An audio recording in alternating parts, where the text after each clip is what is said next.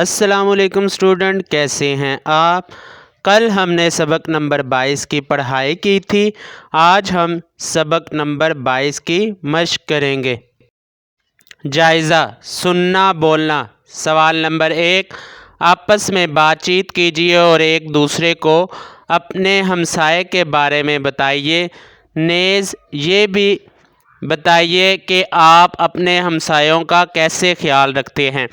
پیارے بچوں، آپ نے کمرہ جماعت میں اپنے ہمسائے کے بارے میں ایک دوسرے کو بتانا ہے اور یہ بھی بتانا ہے کہ آپ اپنے ہمسایوں سے کیسا سلوک کرتے ہیں۔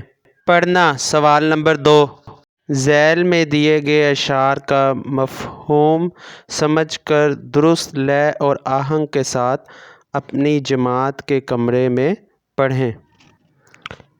وطن پیارا پیارا ہے آنکھوں کا تارا۔ جو وطن ہے بہت زیادہ پیارا ہے۔ آنکھوں کا تارا سے مراد ایسی چیز جسے آپ بہت پسند کرتے ہوں۔ شاعر کے کہنے کا مطلب ہے جو وطن ہے وہ مجھے بہت زیادہ پیارا ہے۔ وطن کے لیے ہم، وطن ہے ہمارا۔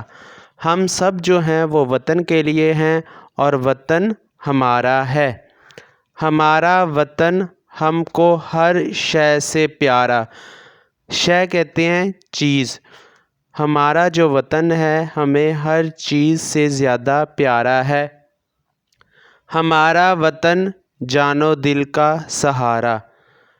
ہمارا جو وطن ہے ہماری جان اور ہمارے دل کا سہارا ہے۔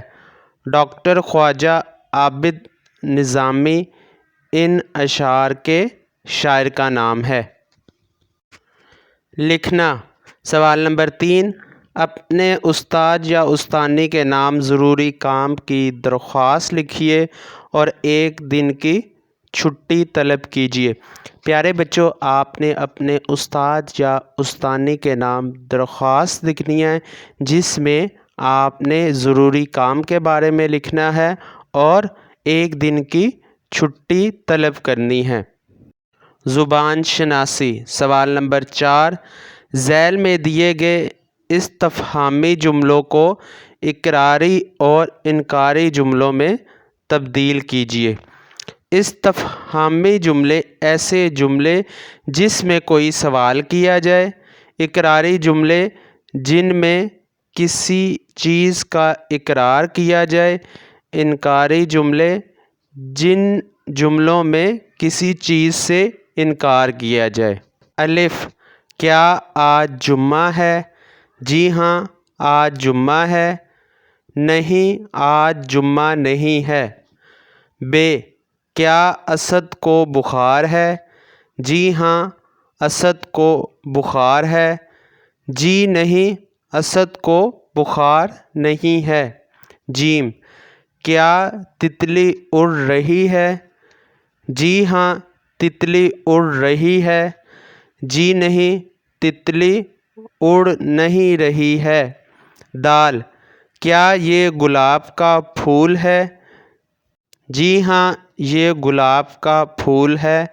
جی نہیں، یہ گلاب کا پھول نہیں ہے۔